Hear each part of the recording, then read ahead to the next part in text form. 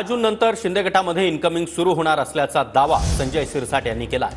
अनेक जण शिंदेंच्या संपर्कात असून शिंदे योग्य वेळी निर्णय घेतील असं देखील यावेळी शिरसाट म्हणाले। तर दुसरीकडे पवार गटातील हुकुमशाहीला कंटाळलेले बहुतेक आमदार अजित पवारांच्या संपर्कात असल्याचा दावाही शिरसाट यांनी केला। आमच्याकडे इन्कमिंग वाढणारच आहे। आमच्याकडची इन्कमिंग आता सुरुवात होईल। 6 तारखेनंतर आमची इन्कमिंग सुरू होईल। त्या संदर्भामध्ये अनेक जण माननीय मुख्यमंत्र्यांच्या संपर्कात आहेत, आमच्या संपर्कात आहेत।